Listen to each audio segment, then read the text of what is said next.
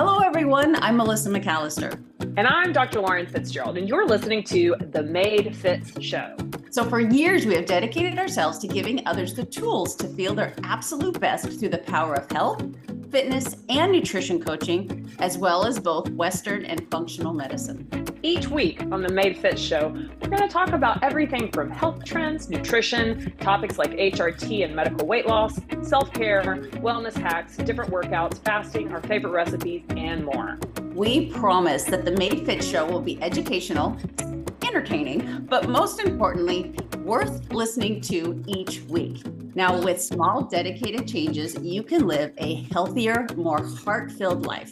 We're excited to show you it's possible with the right strategies that are simple to adopt. We are a certified nutritionist and a board-certified medical doctor who have a combination of over 50 years in the health and fitness world and are passionate about empowering others to take the leap and live their healthiest, happiest lives by using the tools we give in this podcast. Hello, everybody. Welcome to the Made Fit Show. And it is yet another episode of Melissa and Lauren giving you some banter. And for those of you that saw, I asked questions about what would you like us to talk about. You gave me some great answers, but I love that you told me in the questions that you do love the banter. So we enjoy doing these as well because life just throws stuff at you constantly. And Lauren and I are in extremely busy parts of our life right now. Major hustle mode, wouldn't you say? Big time. And even though it's tempting to push pause on this podcast, I don't want to because I do enjoy it. And I've gotten so much great feedback from our listeners that they enjoy it too. So we are going to continue, but let's be the first to admit the Monday banter is supposed to come out on the first Monday of the month, and it just didn't this month. Sorry, y'all. It's a busy season. Give us grace. Oh my gosh, absolutely. And, for those of you that probably don't know, but of the over 2 years that this podcast has been going on, Dr. Lauren owns the number one most popular and the number two most popular podcast that we have ever done. So I know you're loving her, and so am I. And before even getting on here, I had to ask Dr. Lauren some personal questions, as I always do. Bless her heart. She helped me out big time. So I'm super excited. It's great to have friends like that. So I appreciate you so much. I appreciate you. It's a mutual love and respect for sure. Yay. So I want to first start off because I told my audience that at first I was thinking it needed an episode, but I really don't think it does. But I would like to get, your perspective, and I have my 2 cents as well, about the whole world of seed oils. Now, more than ever, you see 2 schools of thought on it. And they couldn't, they're not just like, moderation or you shouldn't. It's absolutely not. It's cancer causing. It's terrible for you too. It's actually heart protective and you should have them. They couldn't be any farther apart from one another. So you guys are watching the video, you see Lauren's face. I would love your thoughts as a medical doctor on those seed oils that are so controversial right now. I think you and I have talked about this before. I've actually started unfollowing a lot of the accounts that originally were the original whistleblowers on some of the bad stuff. And, because so much of the algorithm for social media is, the more negative and controversy you have, the more views you get and the more followers you get, whatever. And while that's tempting, I just don't, you and I both don't like that. Like, I remember that one doc that he was a chiropractor that was talking crap about you cannot be healthy if you're a female and have a 6-pack. And so much of me wants to go and be like, oh my gosh, you are just full of crap, but you're doing this all. And you and I both were like, do we really want to get on and debate him? No, because I don't want that to be why people come to follow us, right? But right. I think that this topic, the seed oils, is something that is, okay, I think people are overcomplicating it, first of all, right? Because humans have been eating food for how long? Like hundreds of thousands of years, right? Again, humans have been eating animals that they killed when they were hunting. They've eaten fish that they've caught. Which, by the way, can we talk about fishing later? I freaking love it, and I'm obsessed, but that's another topic. And they ate plants that were in season that they either found wild in nature growing on trees or in the ground, or they cultivated themselves, right? So anything outside of that, I feel like is fake food. And I don't care how many of these people that are super science-based and will show you all of these randomized controlled trials of why, canola oil is safe and all of these seed oils are safe. I don't care. It is not natural. That process to get an oil out of a seed is not natural. And I don't care how many studies you show me. I'm going to personally choose to not put it in my body. And I feel a difference when I eat foods that have seed oils in it. And I do not care what all of the super anti-science people are saying. And at the end of the day, if most of the processed foods that you find in the grocery store all have it, like just because they all have it doesn't mean that they all cause inflammation and cancer and bad stuff. But I mean, there is a commonality amongst all of the processed food. Almost all of it has the seed oils. And so for me, I don't know. What are your thoughts? I same school of thought. My goal is to eat as less processed food as I can. Obviously, like people even say, well, protein powder is processed. Of course it is. Beef jerky is processed. Applesauce is processed. Of course, I understand that. But the less chemical manipulation, the more that I would love to eat it. I just would love to eat more from the earth than I am. And I do believe that it's so complicated. And if you've ever watched the video of how they make some of these oils, your jaw just drops. And you're like, well, how can that be natural and supposed to be consumed by us? And if you look at the history of how we figured out that they could even be edible, I mean, it was waste product from petroleum. Absolutely. I mean, just knowing that's where we decided that was okay to eat, huh? Okay. Yeah. And I think if there was like your only option, okay, but there's so many beautiful oils out there, natural oils that are readily available. I was sharing with my daughter-in-law, Cynthia, who I've got her off gluten for a while because she was showing symptoms of really not tolerating that well. Yeah. And, same with the seed oils. There is a great app that you can, I think I sent it to you. Yeah, you sent it to me. Yeah.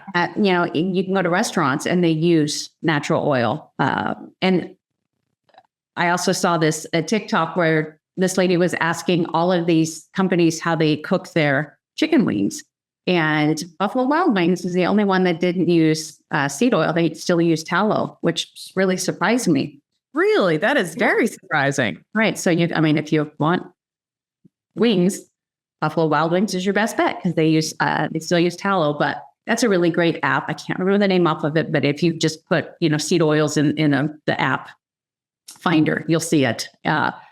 Is great because it gives restaurants that are really trying harder the exposure, and the ones that are using the ones, especially, we both know this, and you guys have heard me say this probably a million times, the more you heat up these oils, the more oxidative they get. And so it's not so great the first time, but it's really bad the 30th time that they're heating up these same oils to cook your food in. I always tell people, I feel like French fries or, fried chicken nuggets and all those foods from these fast food restaurants are so bad. I mean, make your own French fries at home, make your own, chicken nuggets and stuff. And because you're using your oil and you're going to use it once versus these people that use it, they will use it until it's absolutely rancid because they want to get their money's worth out of it. And absolutely cannot be healthy for you. I mean, let's just be real. The fact is, if you want to be the optimized, healthiest version of yourself, you're not eating out a lot. Yeah. And I mean, I maybe eat out once a week and sometimes not even that. I like how I feel. And when for example, my best friend, Jamie, and her husband, Chris Miller, shout out. Say that again. She knows I hate it when she says that. I have like 5 best friends and you're one of them. Sorry. Seriously, I went, I'm very possessive. Blindly. I'm the only best friend that hasn't come to visit you in Cabo too. Let's just put that out there because I know you're going to give me crap for it as well. It's coming. I promise. But So her husband helped do the peel and stick wallpaper in the first medical procedure room in Laura Marmed, and we're doing a second medical procedure room. And so Thursday night he came to the spa, and Jamie and I cheered him along, but he did the work. But I ordered out dinner for us, and I mean, sure enough, I chose a healthy option, but I didn't like the way I felt that night. I actually had some stinky farts. Mhm.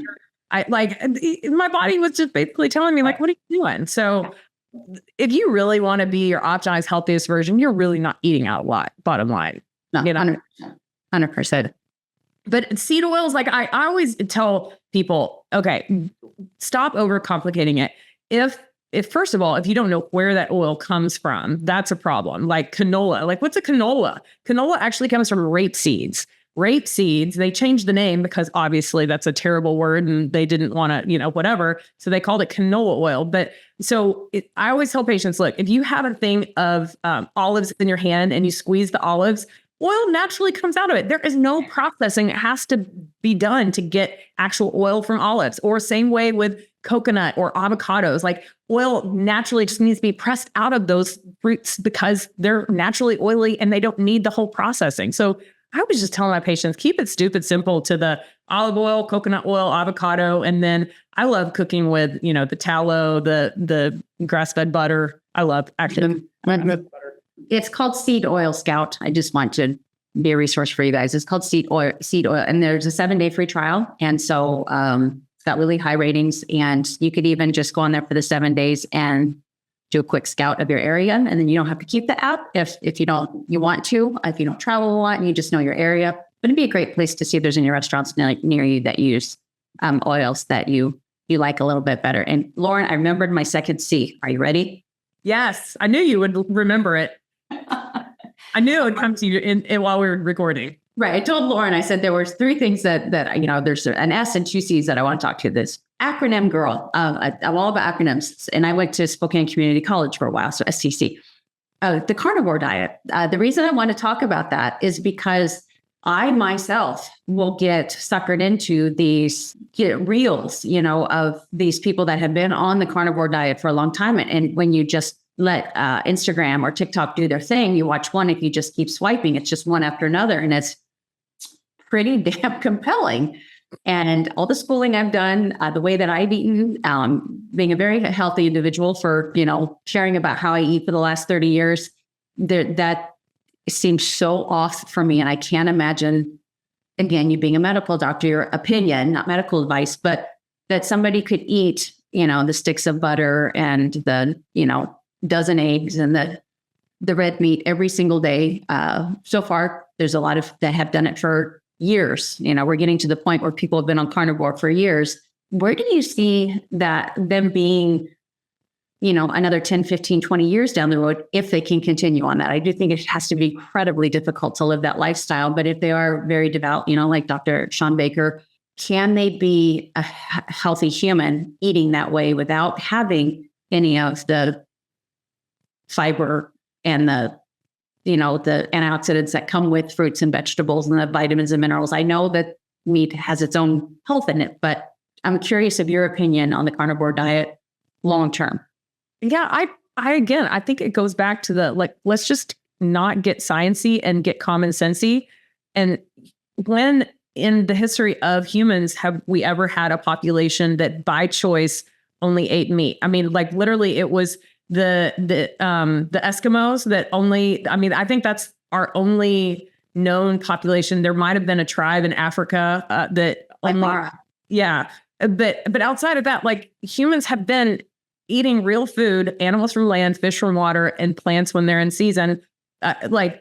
So I think, because, what's his name? Saladino, he stopped eating carnivore. So, because he started acknowledging, and I'm glad he at least admitted, I was having some issues. And so I started adding some fruits and honey into it. So we'll see. Shawn Baker's been a carnivore for 7 years now, and he's a brick shit house. So, and he shares his labs all the time. And it looks like, on a cellular level, he's doing well, but man, that just doesn't seem like a lifestyle that I would want to even consider.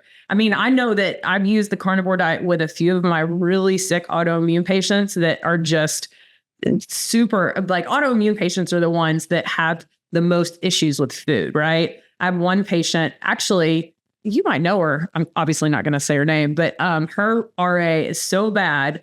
And the only way that her rheumatoid arthritis is under control is if she only eats meat. And she's like, I hate it. I miss real food, but I love how I feel. And the only way that my RA doesn't get flamed up is when I eat a carnivore diet. And I mean, it sucks. That's not a lifestyle I would want. So these people that are just doing it just to lose weight, I don't see it as long-term, something that they can stay on long-term. And because ultimately, I mean, think about how many people that were vegans ultimately had to admit, like, okay, my body's breaking down on me. I've got it, maybe start adding some eggs or some fish, like, long enough, your body is going to tell you, like, yo, this is not working for me, That's obviously my thought as well. When you look at the centenarians, and they're a plethora, especially of the fibrous carbohydrates and lots of those healthy fats, which I know they get as well, but they're not, which for you, I know you're very lean heavily on the protein. Those people that live past 100 aren't super high in protein, but they're also, they're very healthy, but they also do look very frail. So I wonder if they erred on the side of a little bit more protein than what they have, or they're used to eating. Right. It would still live to that age, but not be so, meek looking. But I mean, 100, what do you expect? But at the same time, I don't know. I've been seeing again on social media, because I saw a couple of people, I've been seeing a lot of these people in their 70s and 80s. There's a 7-year-old beautiful woman. She did like probably 7 or 8 of them like there was nothing. Oh my gosh, she was just gorgeous. I showed it to Mick and he's like, she's one, but she's 72. And he's like, oh my gosh. And I'm like, I want to be that. So Yeah. there's a shift, a positive shift, I think. And hopefully we see that people now, because we do have the metabolic disorders, which take us in one direction, but we also have people that are really realizing what it takes to be a strong, very strong, fit, healthy person into your 70s, 80s and beyond. And that does take I think that all the food groups. yeah, no, it does. It does. And I think for the first time since we've been alive, there is a shift, and finally women are starting to realize, like, muscle is the key, like, bottom line. I mean, when you have, females like Dr. Gabrielle Lyons, like the Mind Pump guys just came out with a muscle mommy program. I mean, like, and they were, I love those guys. And they were just talking about, like, this is the first time we've ever seen our, clients that are females that are not wanting to be like, I just want to be skinny. They're like, I want to be that muscular mom. And so I definitely think that there is a wave of people that are starting to recognize, like, the number on the scale is really not the most important one. Really, it's, which, by the way, I haven't told you this. We're going to get a DEXA scan at Larimar. Ew. Yeah. I know. I know. Because here's the thing. So all of my weight loss patients, I require certain data points. I always tell them there's 4 data points that I want, 3 of which I require, 1 that I recommend. So my 3 requirement, I need a weight. I mean, our weight is a data point that is important, right? And granted, if you're 150 pounds and 17% body fat, 150 pounds, 35% body fat, totally different look and different health problems, right? But the number on the scale is a data point that I do want to know. Measurements are really important too, because when a patient is on a weight loss journey and the scale hasn't changed, but they've lost 7 inches, that psychologically helps that patient be like, all right, okay, maybe the scale hasn't changed, but I know that my body is changing, and 7 inches is huge, right? The one that I recommend, but I can't require, is the DEXA scan, because it's not easily accessible. And with my local patients, I've been sending people, across town to, a place that's about 30 minutes away from us. And so we're bringing a DEXA scan on because apparently there was some documentary that came out on Netflix that talked about the DEXA scan, and there's a huge influx of people looking for DEXA scans. I think it's because Ozempic is not going anywhere, and they're starting to realize like muscle loss is huge. So having those numbers is something that people are curious about. So we decided this week that we are getting a DEXA scan at Larimar. I'm really excited. Heck yeah. So you having access to one, because like I try to get one every 3 months, but I'm not around enough to do it. And so it always ends up being 6 to 9 months. Yeah. You having access to one, how often would you do it? Just curious. Yeah, I like to do it every 3 to 4 months. So roughly quarterly, Yeah. But I mean, the thing that it's so important. So percent body fat obviously is important, but how much muscle you have, right? Because the higher that muscle mass is, the faster your metabolism is. Us women, when we start to hit menopause and beyond, bone mineral density starts to go in the crapper. And let me tell you, as a former anesthesiologist who has taken care of so many old, frail women who fell and broke their hip, that is not who you want to be. And if you ignore the fact that your bone mineral density starts to go in the crapper once your ovaries start to not make estrogen, you're in a world of hurt. And it is 100% preventable with bioidentical hormone replacement therapy. So we'll be able to give patients their bone mineral density. And then I think out of everything, probably the most important is your visceral fat, because the visceral fat is connected to all sorts of things. And I actually bought a fake fat thing that's 5 pounds of fat and 5 pounds of muscle, so that I can show it like, this is what we're looking at. And one looks way better than the other, but 5 pounds of fat, a lot of people have that surrounding their viscera, their intestines, Yeah. So I'm really excited. Being a medical doctor, the omentum, you know that term, right? I mean, I remember going to, what is it called? Bodies or body. It was the display of the bodies where you see the muscles and you see all the tendons and ligaments and organs. Oh, I've seen it a couple of times. So cool.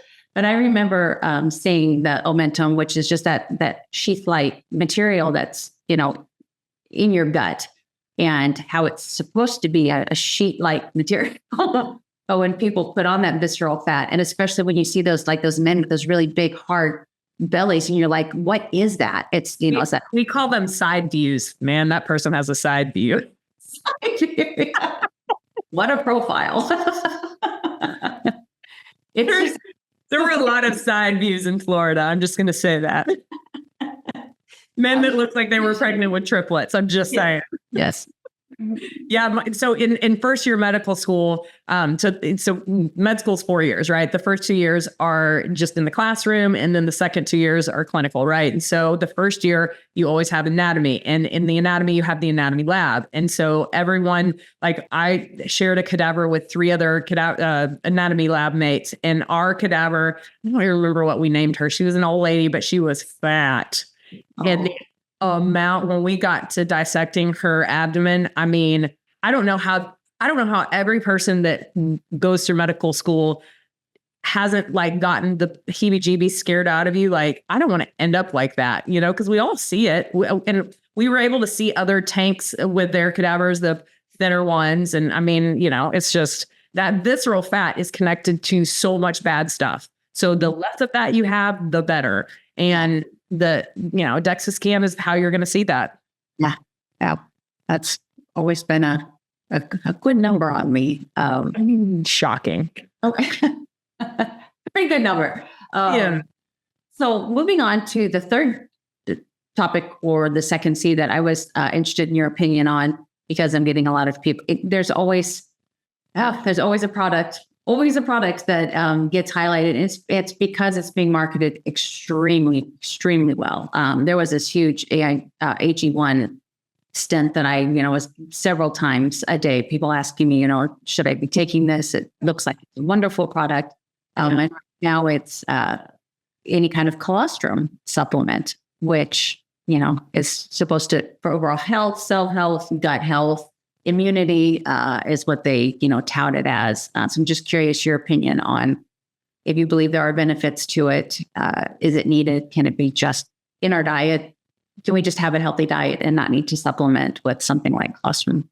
So what I found is that whether it's, and I'm trying to think of the brand that is heavily marketing the colostrum, but like whether it's that brand, whatever it is, or AG1 or LMNT, like all of these products spend a lot of money marketing. And so therefore people like you and me get tons of people questioning.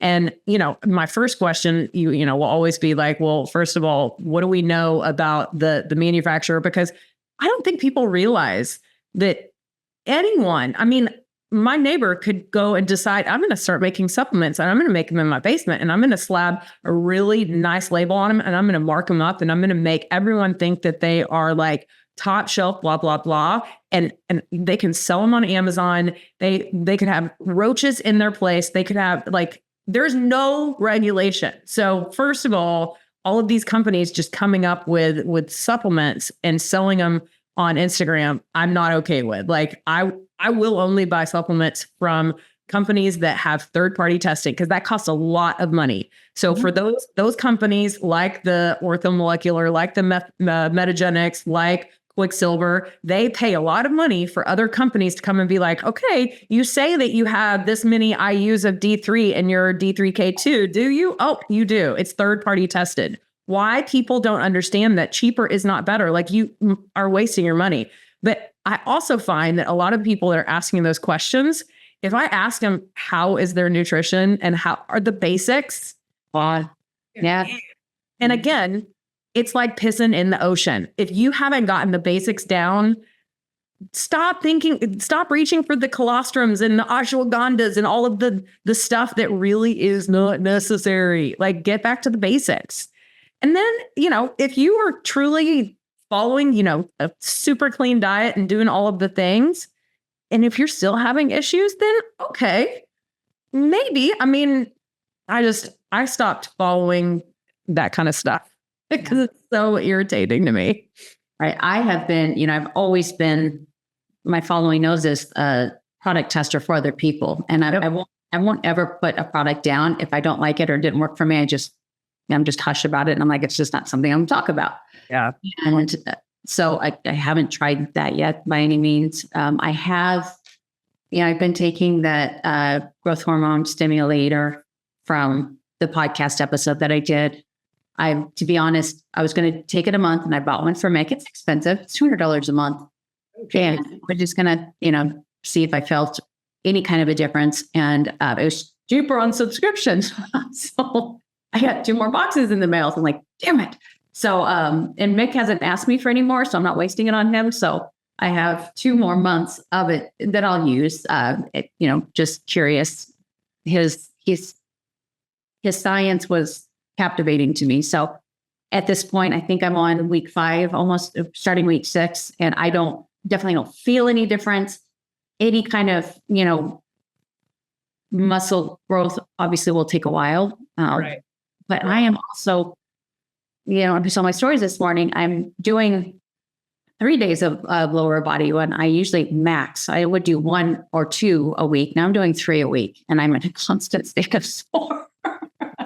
But I am seeing, great results from that. So there's always that. It's just always hard to tell if it is a supplement that is helping you or not, because you can't just isolate that one supplement and be 100% sure that that's the thing that's making the difference for you, or if it's a change in your sleep or a change in your diet or a change in the way that oftentimes when people will add supplements, they've decided to, do everything. And so they've added all the supplements and now they're getting to bed at 9 p.m. and they're exercising every day and they're getting their 10,000 steps. So, well, is it really the supplement then? Probably not. Probably not. No, I 100%. That's why I'm just like, man, get all of those basics down and to see how you feel then. And then if all of the reasons why you think you might be made better by taking colostrum are still there, okay, then maybe try that. But only try that. And also realize the placebo effect is very real. So there's that. Very powerful. The last thing with this episode, I would like to calling Dr. Tough Love Lauren. Are you knocking on wood? Calling Dr. Tough Love Lauren.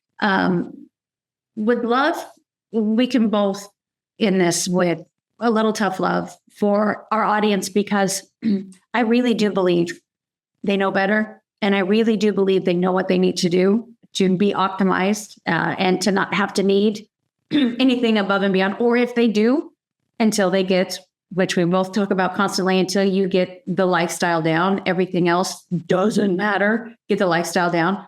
But they're still very challenged in implementing it long term, just like you said, that they can come in and they can start it on a Monday and kill it till Friday evening or 3 weeks into it. And then there's always that point where something happens. And I know you went through that for a while. And now you're on this huge, long stint of health. And so obviously something shifted for you. And I've had my moments too. Generally speaking, I've stayed on really well, but I've had long holiday periods where I really derailed and it was really hard to get back on. But what kind of advice can we give our audience for those that just always do the start and stop and are really challenged to just stay on track?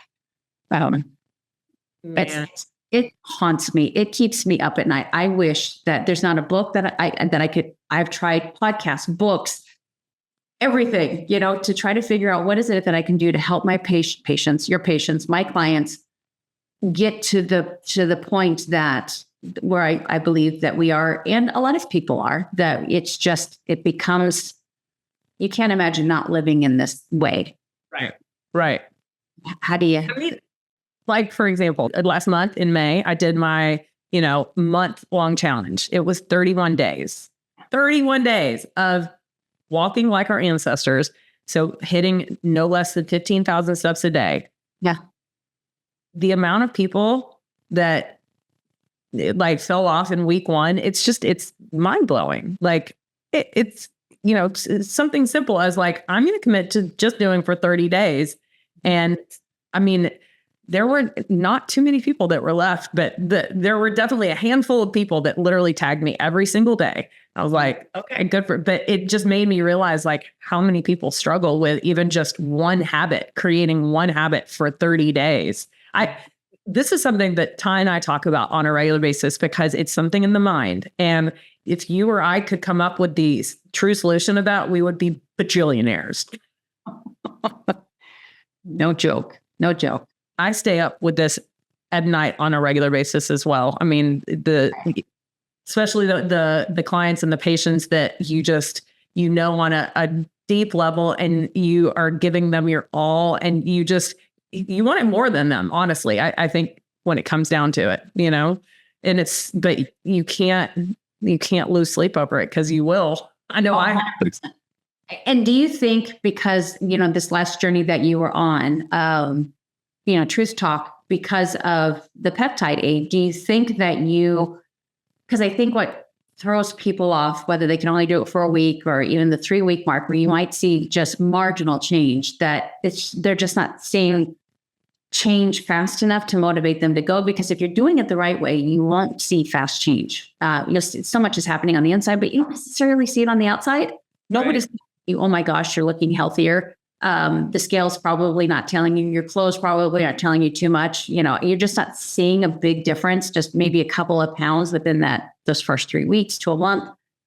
And it's very demotivating. And so I know, and I don't know if you ever shared with me, because some people I know don't lose weight initially on peptides.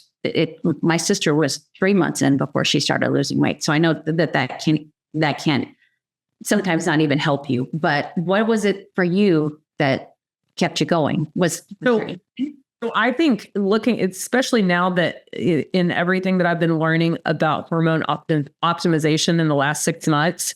So my hormone that was completely the worst of all of my hormones that were causing an issue, because it wasn't just insulin, but my insulin, because I have been probably insulin resistant most of my adult life, probably had an element of PCOS.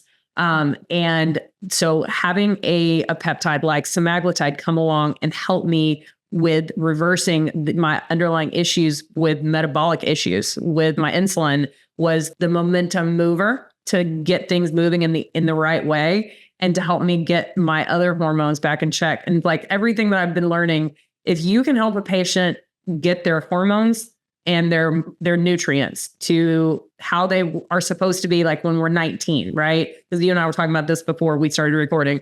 Because when you're 19, like you're supposed to be. Now, maybe not in 2024, looking at the 19-year-olds now that have been, but traditionally speaking, when you're a 19-year-old human, you're at peak everything. Your hormones are peak, your nutrients are peak, everything. You're full of energy, your sex drive is awesome, your mood is great, like that. And if you can aim to getting your hormones and your nutrients back to those levels, then everything just goes in alignment. But that is a slow process. Like my hormone management program that I'm about to launch, I'm only taking on patients that will basically be with me for a year because it's going to take that long to get those hormones optimized.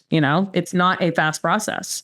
Mm-hmm. I mean, thyroid, oh my gosh, like the amount of women that are 40 and beyond that have suboptimal thyroid function, but they don't have hypothyroidism, but their thyroid is not optimized. And your thyroid, I mean, it's responsible for your metabolism, for your energy, for your hair growth, for your bowels. So if you have constipation, it's very possible that your thyroid is behind that, right? Yeah. Like it's a hormone that is not optimized in so many females. And it's specifically, there are men that have suboptimal thyroid, but we females are way more finicky when it comes to that, especially when we get to midlife and beyond. So it's all about optimizing your hormones. And I think that semaglutide was the tool that helped me get that hormone optimized. And I mean, haven't looked back since.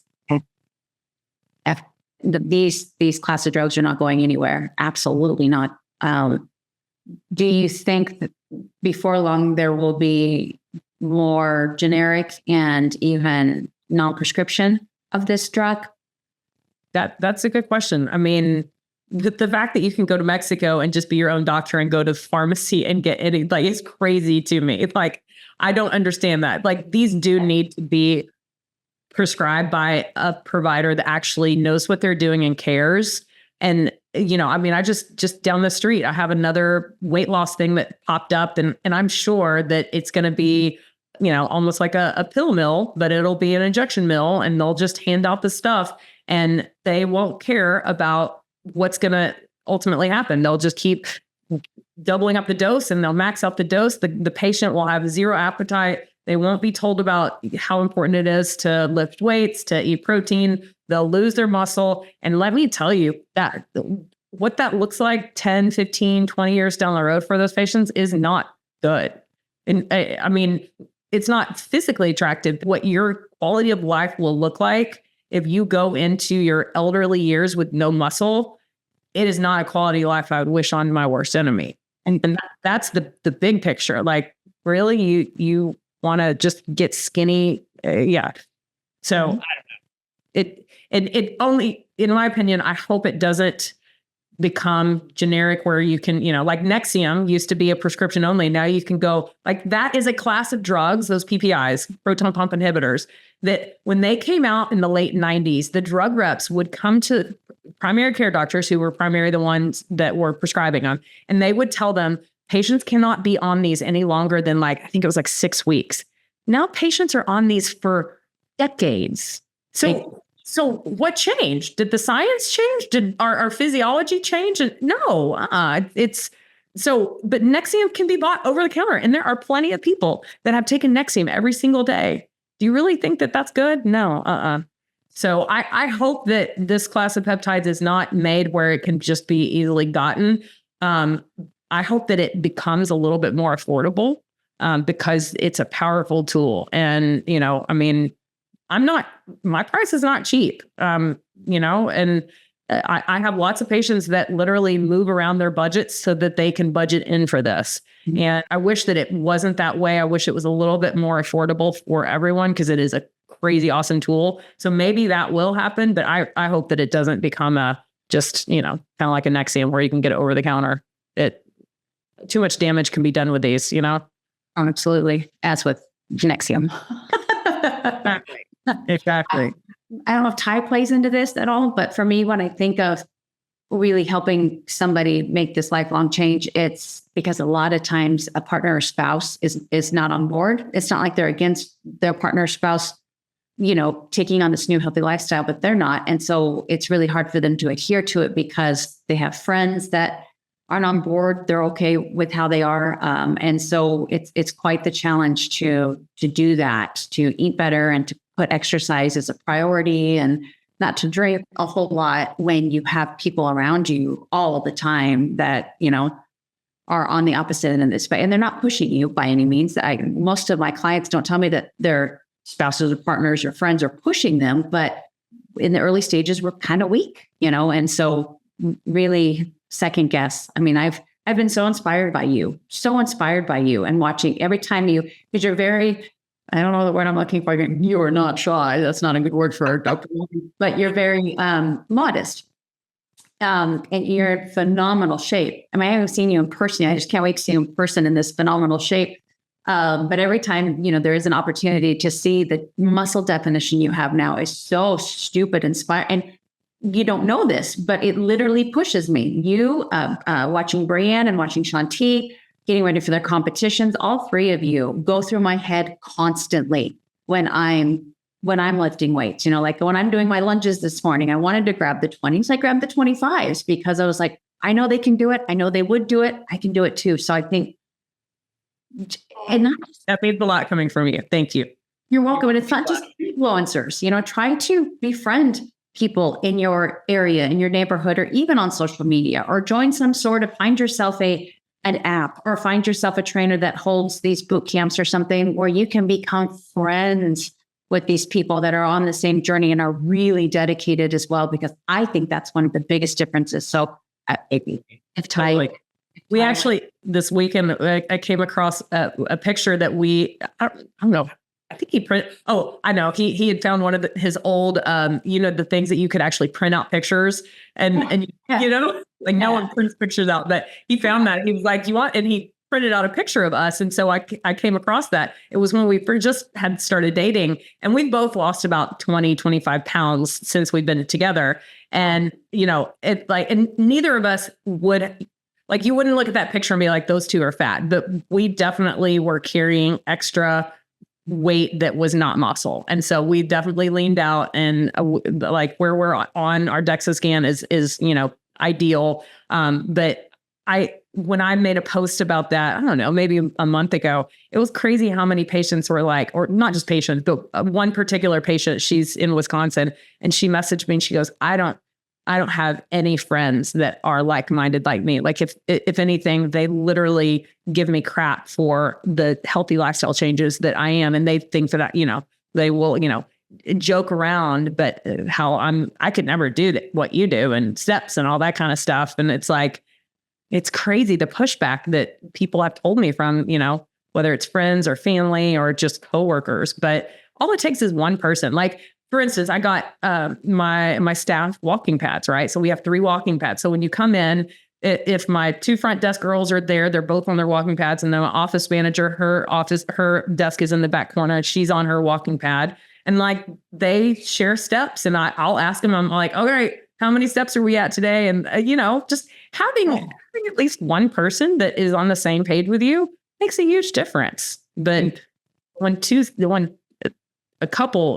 one person out of a couple, whether they're married or not, is not on that same page, man, that makes it difficult for sure, because you can't control that other person. Yeah, no, we can only hope to inspire them one day.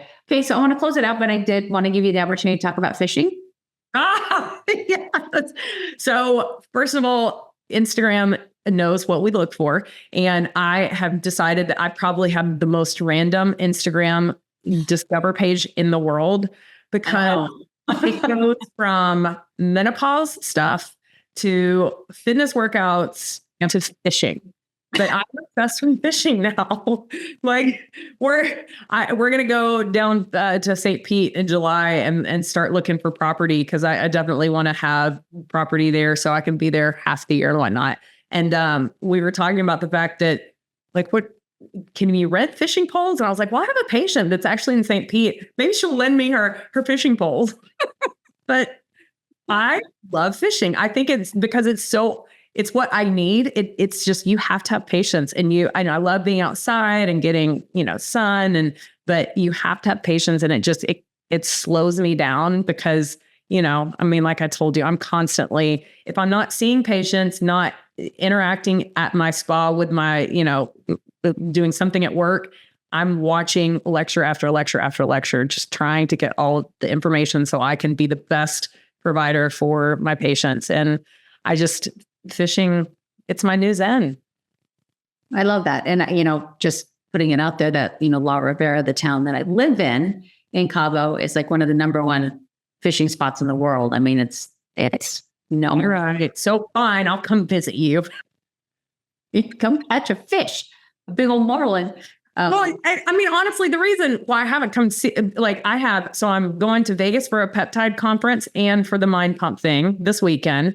Then I'm going back to Vegas. I just can't stand Vegas, actually. But I'm going back to Vegas for a 2-day business conference in July. I actually have vacation planned that I'm going to go see Kelsey at her aunt's Airbnb in San Diego, and then I'm meeting my parents for Colorado. So that's actually my first vacation. That's not a working trip. But then I do another HRT training in September. I'm just got all of these things that I have to travel, and I'm just like, I understand, but just know that when we leave in a couple of weeks and we're there for we never buy a return ticket. So we'll just come back here whenever, but definitely, all of July, all of August, all of September, maybe all of October too, because there's really no reason. That's a beautiful time to be there. So October, I actually might be the first month that I could come see you. Okay, I'm just going to tentatively put October Cabo. Several thousand people that just heard you say that too. So true. You guys help me overcount. It's every time we walk on the beach, my boy says, "Boy, Lauren would love this." I'm like, I know. No. But you're not planning on going anywhere anytime soon. So no, absolutely not. So yeah, we are very happy there, and we can get this home sold, and we'll definitely be there more often. So opportunities. Exactly. I've missed you. No, same. Busy. And I wouldn't change how my life is going right now for the world. I know you wouldn't either, but at the same time, it's you will look back, a year down the road and go, man, where's the memories? Totally. Well, truly, this season that I'm in right now makes me think back to 2020 when I was opening my practice. I completely underestimated how hard that is to just start brand new from scratch. And so I'm not quite at brand new from scratch, but starting a HRT program. Yeah. Big, but and I know I'm speaking for everyone listening. Thank you. Thank you for that, because I shared with you my story of dealing with an anti-aging doctor that is in big trouble now because he just wasn't doing it the right way. And so I just got aligned me with you for so many reasons. Way. I'm going to let you close it out, Lauren. If I had a saying, that would be great. Are you surprised? No. You said no, then. It was really good. I know, but I need to write it down so I can be like, hold up. Right. Let me just read this, and then eventually it will come natural. But I don't have a saying, so you're going to have to close this out.